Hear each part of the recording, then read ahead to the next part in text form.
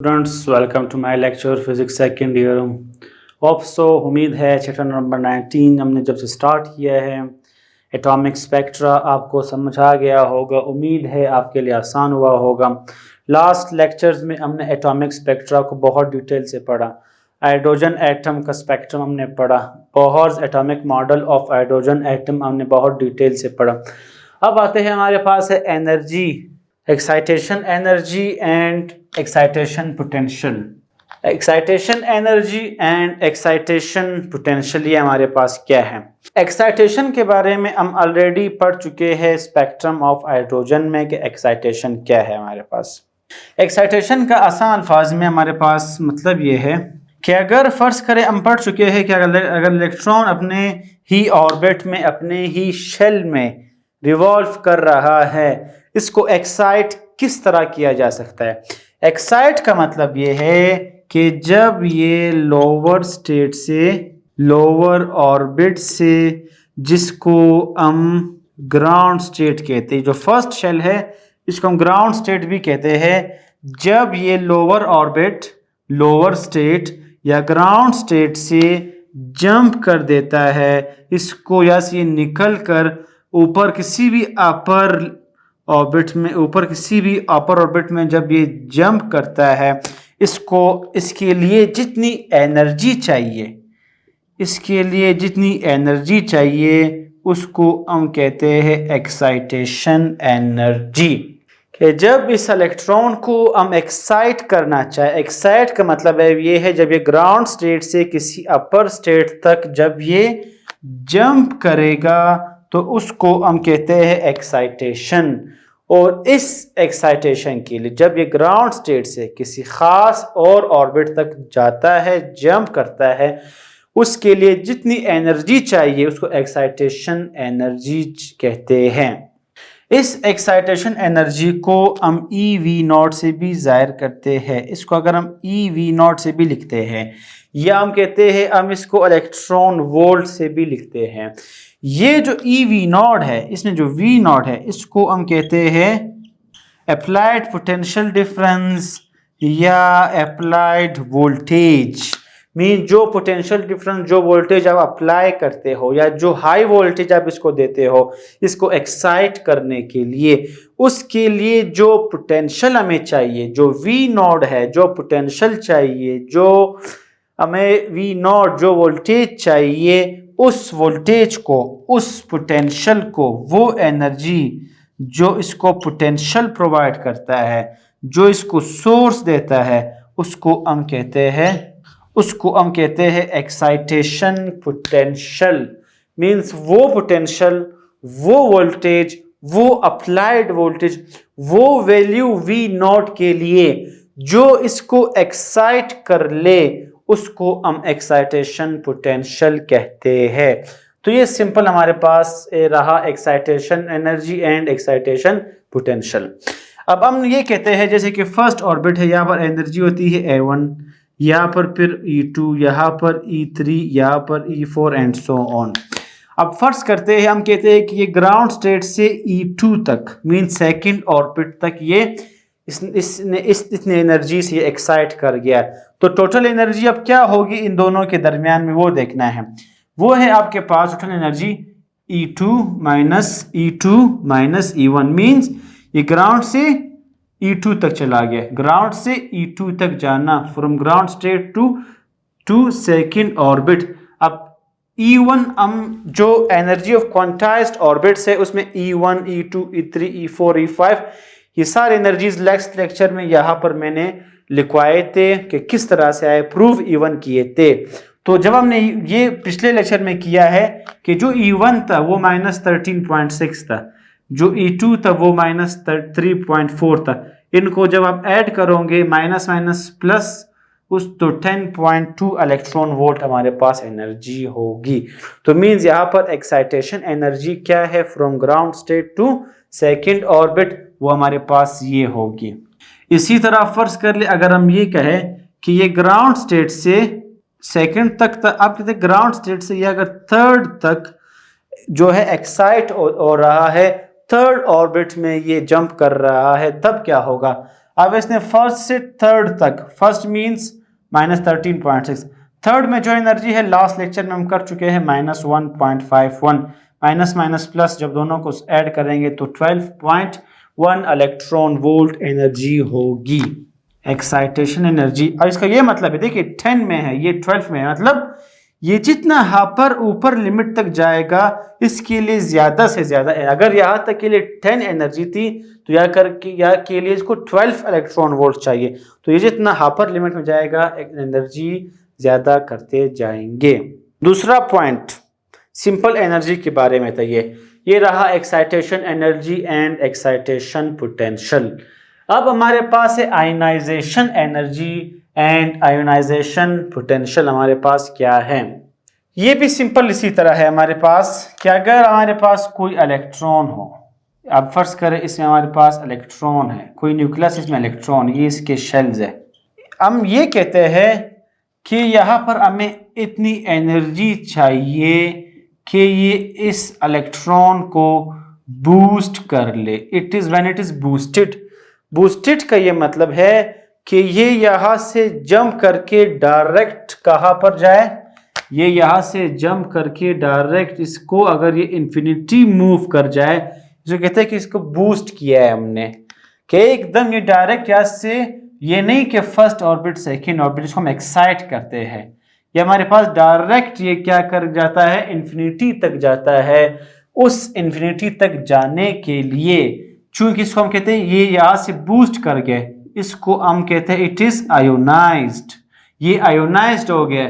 जितनी एनर्जी चाहिए आयोनाइज्ड के लिए, बूस्टेड के लिए, इस इलेक्ट्रॉन को इंफिनिटी पे पहुंचाने के लिए, उसको हम कहते हैं आयोनाइज्ड या आयोनाइजेशन एनर्जी, इसको हम कहते हैं। ये हमारे पास क्या है, आयोनाइजेशन एनर्जी। इसको भी हम EV0 से लिखते हैं या इलेक्ट्रॉन वोल्ट से लिखते हैं। इसमें भी जो V0 है वो आपके पास क्या है, वो applied PD means applied potential difference है, कि कितना पोटेंशियल डिफरेंस, कितना V0, वो पोटेंशियल डिफरेंस, वो वोल्टेज अप्लाई करना जो इस इलेक्ट्रॉन को इंफिनिटी तक, इस शेल से इंफिनिटी तक बूस्ट कर जाए, जंप कर जाए, मूव कर जाए।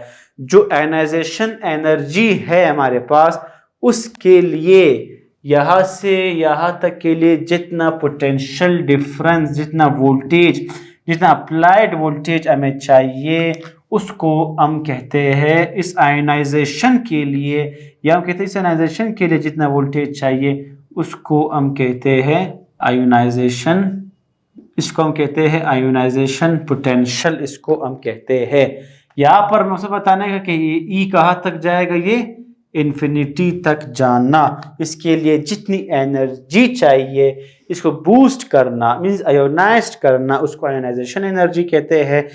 इस आयोनाइजेशन एनर्जी के लिए, इसको बूस्ट करने के लिए, इसको इन्फिनिटी पर ले जाने के लिए जो पोटेंशियल डिफरेंस, जो वोल्टेज हमें चाहिए आयोनाइज्ड करने के लिए, उसको आयोनाइजेशन पोटेंशियल कहते हैं। तो ये रहे हमारे पास दो टॉपिक्स।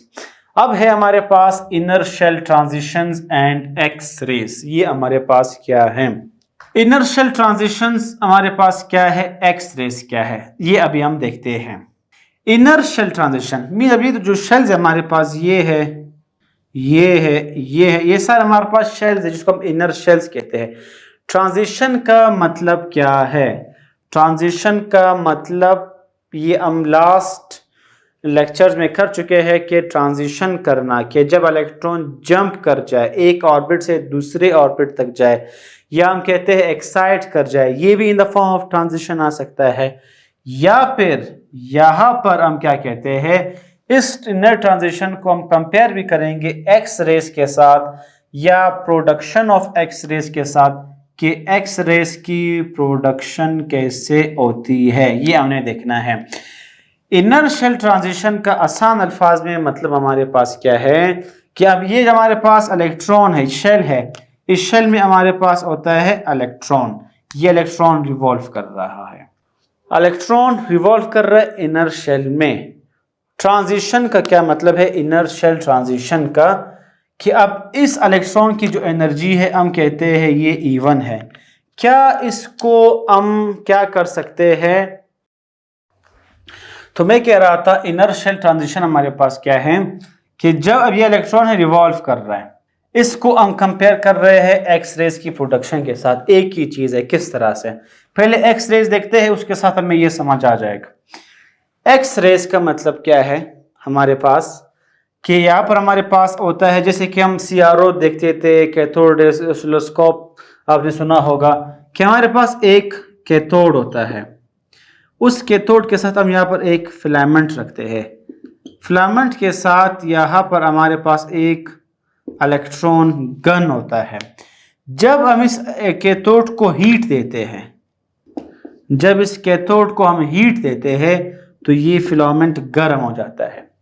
गर्म होने से हाई स्पीड में इलेक्ट्रॉन्स इमिट हो जाते हैं।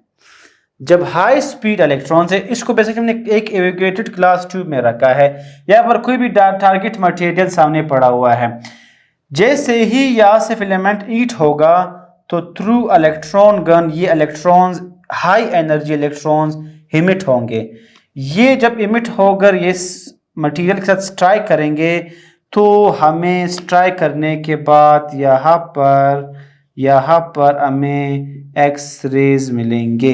ये सिंपल इसका एक प्रोसेस है कि अगर हम फिलामेंट को हीट कर ले, इस फिलामेंट को हीट करने से, कैथोड को हीट करने से फिलामेंट हीट होगा, जिससे हाई एनर्जी इलेक्ट्रॉन्स इमिट होंगे।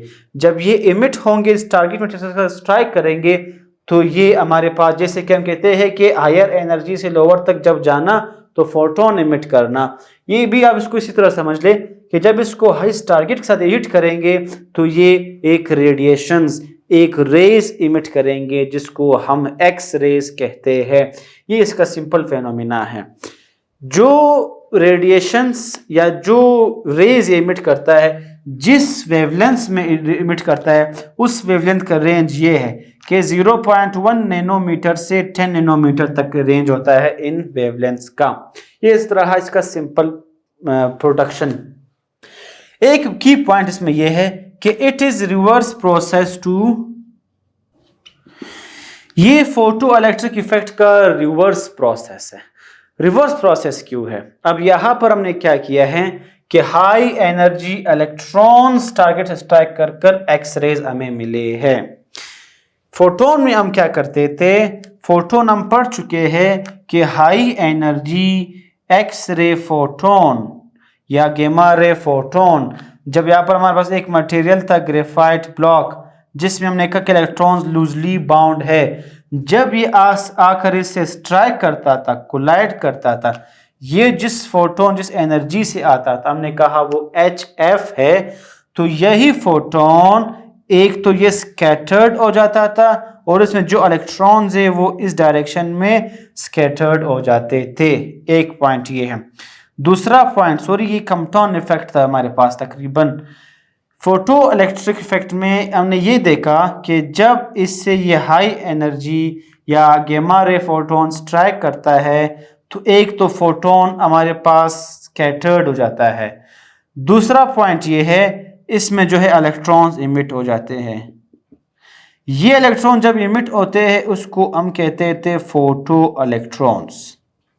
अब यहां पर हमने यूज किया है गेमा रे, एक्सरे, फोटोन। फोटोन से हमें इलेक्ट्रॉन मिला है, फोटो इलेक्ट्रॉन। जब इलेक्ट्रॉन मिला है, इलेक्ट्रॉन जब इस सर्किट से हम पास करते थे, यहाँ पर हम गैल्वानोमीटर लगाते थे, तो इसमें जब करंट पास होता हम कहते हैं ये एक सोर्स, इसे हमने करंट बनाया है। इसका जो रिवर्स प्रोसेस है वो एक्स रेस का है। अब यहां पर हम क्या करते हैं, यहां से भी चेक करना है, यहां से भी चेक करना है कि जब हाई एनर्जी के इलेक्ट्रॉन आकर मटेरियल से स्ट्राइक करेंगे तो हमें इन द फॉर्म ऑफ, यहाँ पर इलेक्ट्रॉन स्ट्राइक कर हमें क्या मिल रहे हैं, फोटोन मिल रहे हैं। जब फोटोन मिलेंगे, वो फोटोन का नाम दिया है एक्स रेस का। यहां पर फोटोन से electron, photo electric effect, electron से हाई मूविंग इलेक्ट्रॉन से फोटोन, उसके उलट प्रोसेस है। फोटोन से इलेक्ट्रॉन, फोटो इलेक्ट्रिक। अब इलेक्ट्रॉन से फोटोन, इलेक्ट्रॉन से फोटोन मिल रहा है, ये हमारे पास क्या है, ये एक्स रेज है, ये इसका इनवर्स प्रोसेस है फोटो इलेक्ट्रिक इफेक्ट का।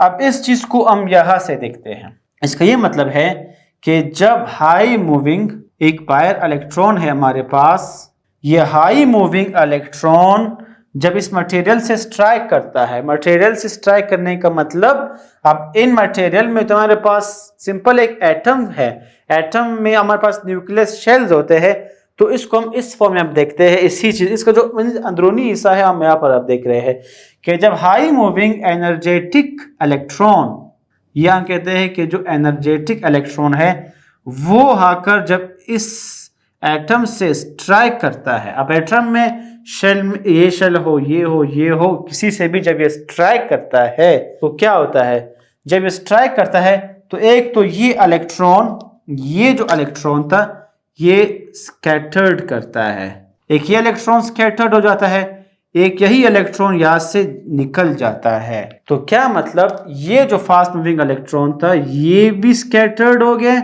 और ये जो इलेक्ट्रॉन था ये किसी और एक डायरेक्शन में ये इलेक्ट्रॉन स्कैटर्ड कर गए और ये यहाँ से इट करके ये इलेक्ट्रॉन या इस तरफ आ गया। अब इस जगह में कुछ नहीं है, अब इस जगह में हमारे पास ये एक ओल्ड खाली स्पेस रह गया, हमारे पास एक वैकेंट स्पेस रह गया, ओल रह गया, खाली जगह रह गया। अब इस खाली जगह को means high energetic electron strike करके एक यही इलेक्ट्रॉन स्कैटर्ड कर गया और हमारे पास वो इलेक्ट्रॉन इस तरफ आ गया जिससे ये जगह खाली बन गया। तो ये यहाँ पर जो स्कैटर्ड होगा, जो इलेक्ट्रॉन्स फिर स्कैटर्ड होंगे वो in the form of photons होंगे, in the form of X rays होंगे। दूसरा पॉइंट यहाँ पर, अब ये हमारे पास शेल है के, ये है एल, ये है एम, एक और हो तो एन। अब ये इस जगह वैकेंट है, इस वैकेंट जगह को फुल करने के लिए जो एल शेल में जो इलेक्ट्रॉन है वो जंप करता है यहाँ तक इस जगह को फुल करता है, या एम शेल में जो इलेक्ट्रॉन है वो जंप करके नीचे आकर मींस ये जगह खाली हो गया तो ये ऊपर वाला आकर इस जगह को फुल करेगा, या ऊपर वाले आएगा इस फुल, या इसके ऊपर वाला आकर इसको फुल कर देगा, इस वैकेंट स्पेस को फुल कर देना। ये हमारे पास इसके टाइप्स में आते हैं, वो अभी हम देखते हैं। तो जो प्रोसेस हो रहा है वो मेरा मकसद है बताने का। अब इसी चीज को हम देखते हैं एक्सपेरिमेंटल रिजल्ट से, बाय ग्राफ से। ग्राफ का मतलब यहाँ पर दो चीजों का हम ग्राफ देखते हैं, एक है वेवलेंथ और एक है इसकी इंटेंसिटी, के वेवलेंथ और इंटेंसिटी में यहाँ पर क्या रिलेशन है। अब यहाँ पर स्टार्ट में यह है कि इंटेंसिटीज हमारे पास की ज्यादा है, वेवलेंथ इसकी ज्यादा है, वो तो हमें फोटोन से भी समझ आ रहा है।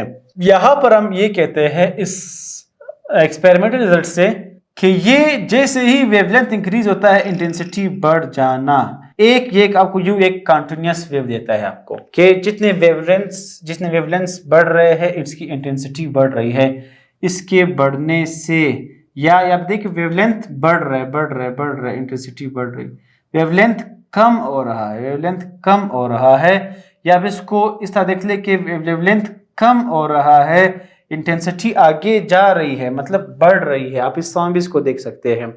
या फिर हम ये देखते हैं कि ये जो हमारे पास है यहाँ पर एक पॉइंट और देखते हैं, अगर हम यहाँ पर अब ईट देना आप किस तरह देते हो, मींस आप source, external source, applied voltage, applied potential difference आप देते हो। क्या ये इस अप्लाइड पोटेंशियल डिफरेंस पे डिपेंड करता है या नहीं वेवलेंथ?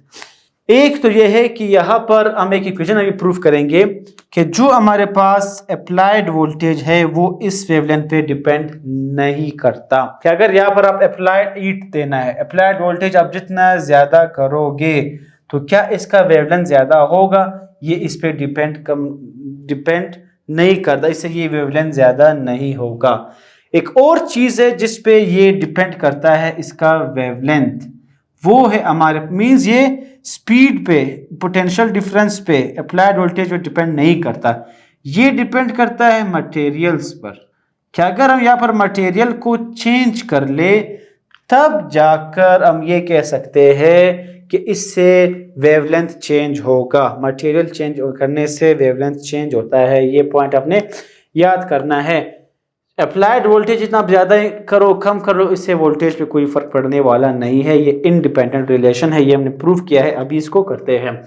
एक पॉइंट ये है कि लेमडा और इंटेंसिटी का एक रिलेशन है कि इनके इंक्रीज करने से यहाँ तक तो सब कुछ सही जा रहा था, यहाँ तक कि एक बढ़ रहा है तो दूसरा भी बढ़ रहा है। इसके बाद प्रोसेस चेंज हो गया कि अब वेवलेंथ जितना क्या हो रहा है, वेवलेंथ ये एक्स में देख वेवलेंथ कम हो रहा है, ये भी इसके साथ चेंज होता जा रहा है। या इसके बाद ये कॉन्टिन्यूस मीन स्ट्रेट लाइन में यू नहीं रहता, एक कॉन्टिन्यूस टाइप का आपको एक एक्स रे देता है, ये पॉइंट। अब इस पॉइंट का क्या मतलब है, अब यहाँ पर बिल्कुल बहुत ही मैक्सिमम आप समझ ले, या बहुत ही जो स्टार्ट ले रहा है वेवलेंथ, इस पॉइंट पे जो वेवलेंथ निकल रहा है उसको हम कहते हैं कट ऑफ वेवलेंथ, जिसको हम कहते थे कट ऑफ रीजन। कि जब बेस करंट पे हमने देखा था उसका वोल्टेज, इनपुट वोल्टेज वो बिल्कुल मीन जीरो पे भी वो आपको मैक्सिमम कलेक्टर करंट देता था। ये हम जो चैप्टर नंबर 17 में हमने देखा, तो वो हमारे पास क्या था कि वो कट ऑफ रीजन था। ये भी इसी तरह है कि यह से जो स्टार्ट ले रहा है वो हमारे पास कट ऑफ वेवलेंथ है। इस एक्सपेरिमेंट रिजल्ट से हम दो टाइप्स देखते हैं, एक है हमारे पास कंटिन्यूस एक्सरेज, एक कैरेक्टरिस्टिक्स एक्सरेज। कंटिन्यूस एक्सरेज का ये मतलब है कि जब इसमें ये इलेक्ट्रॉन है, फर्ज करें ये इलेक्ट्रॉन है, मीन ये पूरा एक एटम का पार्ट है, जब fast moving electron high energetic electron आकर ये यहाँ पर इस एटम में दाखिल होता है, तो हम इसको डायरेक्ट तो पढ़ा है कि ये इट करके इसको स्कैटर्ड कर जाता है, वो अलग, वो भी ठीक है। हम यहाँ पर इसको ग्राफिक एक्सपेरिमेंटल रिजल्ट देखते हैं कि जब ये यहाँ पर आता है, अब चूंकि न्यूक्लियस पॉजिटिव चार्ज है, इलेक्ट्रॉन नेगेटिव चार्ज है, तो लाजिमी बात है इन दोनों के दरमियान अट्रैक्शन होगा, ये उसको अपनी तरफ अट्रैक्ट करेगा। ये इस तरह से है जैसे एक चीज जा रहा है, आप उसको रोकने की कोशिश कर रहे हैं लेकिन वो बच जाता है, या उसका स्पीड स्लो हो जाता है, या वो किसी और तरफ यू चला जाता है। इसको आप इस तरह समझ सकते हैं कि जब ये यहाँ से आएगा तो न्यूक्लियस पॉजिटिव है, ये नेगेटिव है, ये कोशिश करेगा कि इसको ये अट्रैक्ट कर ले, तो यहाँ से ये यू बैंड हो जाता है। बैंड मतलब ये कि ये स्लो हो जाता है क्योंकि ये उसको अट्रैक्ट करने की कोशिश करता है। इसी तरह जितने भी लाइंस आएंगे वो यू बैंड होते जाएंगे, जितने भी लाइन आएंगे वो यू बैंड होते जाएंगे, जितने भी लाइन आएंगे वो यू बैंड होते जाएंगे। इस पॉइंट का ये मतलब है कि न्यूक्लियस उसको अट्रैक्ट करता है, क्योंकि ये पॉजिटिव है, ये इसको अपनी तरफ लाने की कोशिश करता है, जिससे ये बेंड हो जाता है। बेंड का मतलब ये स्लो हो जाता है, स्लो का मतलब ये रेडिएशन जो है, ये जिसके गाड़ी का ब्रेक लगाना स्लो होना, तो इस रेडिएशन का जो स्लो आना है उसको भी हम कहते हैं ब्रेकिंग रेडिएशंस, इसलिए इसको ब्रेकिंग रेडिएशन भी कहते हैं, इसको ब्रेकिंग रेडिएशन। अब ये देखिए इसका जो फ्लो है वो बिल्कुल यहाँ तक, ये वो पॉइंट जहाँ तक बात बिल्कुल सही थी, ये पॉइंट। इसके बाद न्यूक्लियस ने जो अट्रैक्ट करने की कोशिश की है, इसने जो काम खराब किया है, तो वो स्लो हो गया, वो बेंड हो गए, वो ब्रेकिंग रेडिएशंस बन गए, तो उससे ये स्पेक्ट्रम कॉन्टिन्यूस स्पेक्ट्रम यू बना। तो ये कॉन्टिन्यूस स्पेक्ट्रम है, ये एक कॉन्टिन्यूस स्पेक्ट्रम इसको कहते हैं, स्पेक्ट्रम सॉरी, ये कॉन्टिन्यूस एक्स रेज है हमारे पास। अब यहाँ पर जो एनर्जी है, ये जिस एनर्जी से आता है, हमें पता है कि वो एनर्जी किस चीज के इक्वल है, H/F। अब हमने पढ़ा है कि हमारे पास जो एनर्जी है, W means work done, work done को mean the form of energy कहते हैं, जो हमने पोटेंशियल डिफरेंस में, पोटेंशियल में वोल्टेज के टॉपिक से हम कर चुके हैं कि work done per unit charge is called voltage. Energy, work done यहाँ पर एनर्जी होती है हमारे पास। अब इस Q को ये डिवाइड हो रहा है, यहाँ पर आकर ये मल्टीप्लाई होगा, ये E एज इट इज, ये E is equal to Q upon V, E is equal to Q upon V। अब ये हमारे पास E Q V के इक्वल है, और ये जो E है HF है, तो ये भी E है, ये भी E है, दोनों हमारे पास लेफ्ट हैंड साइड इक्वल है, तो राइट हैंड साइड को हम इक्वल लेते हैं, कंपेयर करते हैं। तो इस E की जगह HF, इस E की जगह QV। अब Q मीन चार्ज, यहाँ पर चार्ज को हम इलेक्ट्रॉन ले रहे हैं, तो Q की जगह हम E लिखते हैं, तो EV is equal to HF, दोनों को हम कंपेयर कर रहे हैं। अब F हमें पता है कि वो C अपॉन लेमडा के इक्वल है, जो हमने रिलेशन देखा था लास्ट चैप्टर में, C is equal to F lambda. अगर हमें f चाहिए, लैम्डा इधर आकर डिवाइड हो जाता है, तो c अपॉन लैम्डा हमारे पास f के इक्वल होता है। तो c अपॉन लैम्डा की जगह मीन्स f की जगह हमने c अपॉन लैम्डा लिखा। अब h c अपॉन लैम्डा, हमें यहाँ पर चाहिए वेवलेंथ, हमें देखना है वेवलेंथ। हम देख रहे हैं ग्राफ को वेवलेंथ, तो हमने लैम्डा मालूम करना है। लैम्डा मीन्स लैम्डा डिवाइड हो रहा है, यहाँ पर आकर मल्टीप्लाई हो जाएगा। EV मल्टीप्लाई हो रहा है, इक्वल के इस तरफ आकर ये डिवाइड हो जाएगा। तो lambda is equal to HC upon EV हमारे पास फार्मूला है, इक्वेशन है यहाँ पर लैम्डा को मालूम करने के लिए, वेवलेंथ को मालूम करने के लिए। तो ये रहा हमारे पास उसका रिलेशन। अब इसे देख ले, लैम्डा और जो वोल्टेज है, वोल्ट है, वो दोनों इनवर्स में है। इनवर्स मीन्स इसके दरमियान इनवर्स रिलेशन है। इनवर्स रिलेशन मीन्स ये है कि ये अप्लाइड वोल्टेज पे डिपेंडेंट नहीं है, ये उस पर डिपेंड नहीं करता। ये नहीं है कि आप वोल्टेज बढ़ा दो, अप्लाइड वोल्टेज इंक्रीज कर दो, उससे वेवलेंथ भी इंक्रीज होगा, नहीं, ये इस पे डिपेंड नहीं करता। दूसरा पॉइंट हमारे पास क्या है, ये रहा हमारे पास, ये रहे continuous X rays. Second point है characteristics X rays. Characteristic X rays हमारे पास ये है, इसको हम इस पॉइंट से देखते हैं। जैसे कि हमारे पास ये है के, आप यहाँ बात देख रहे K L M N O N, so ये सारे शेल्स है। अब हमने क्या कहा, हमने ये कहा इन शेल्स में कि आप फर्ज करें कि हमने ये कहा कि इसको कहते हैं कैरेक्टरिस्टिक्स एक्स रेज, कि एक्स के जो है के से जो इलेक्ट्रॉन, अब इसको आप इस तरह देख ले, के से जो इलेक्ट्रॉन निकल गया, स्केप कर गया, बूस्ट कर गया या स्कैटर्ड कर गया, ये जगह रहा वैकेंट। मैंने कहा कि एल शेल का इलेक्ट्रॉन आएगा इसमें या एम का आएगा यहाँ पर इस वैकेंट जगह को फुल करने के लिए। तो अगर इसमें हम क्या कहते हैं, एक तो कंटिन्यूस एक्स रेज, एक characteristics X rays. Characteristic X rays का मतलब है कि जब यहाँ तक बात बिल्कुल सही थी, मींस यहाँ पर आप डायग्राम में देख ले कि जब ये स्कैटर्ड कर गए तो के की जगह वैकेंट है। अब यहाँ पर एक और बाहर से एम या एल से जो इलेक्ट्रॉन आकर इस जगह को फुल करेगा। फुल करना इस स्पेक्ट्रम को इस डायग्राम में, फिर हम जब दोबारा इसको इस तरीके से देखते हैं या इस कैरेक्टरिस्टिक्स देखते हैं, तो ये जब ये वापस स्टार्ट लेगा तो यहाँ पर ये मैक्सिमम तक जाता है, फिर आगे थोड़ा गैप जाकर ये थोड़ा और मैक्सिमम करता जाता है। क्यों? क्योंकि ये जगह वैकेंट अब नहीं रहा। अब क्या हो रहा है, इसको फुल करने के लिए एल आ रहा है। एल आएगा तो ये मजीद एनर्जेटिक होगा, एम आएगा मजीद एनर्जेटिक होगा।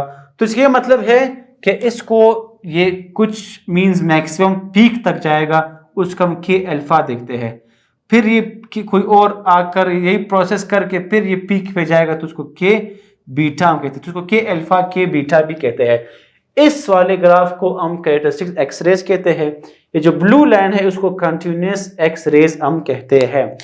इस ग्राफ को हमने कंटिन्यूस को डायग्राम से देखा। अब इस पीक वाले इस कैरेक्टरिस्टिक्स को भी हम डायग्राम से देखते हैं।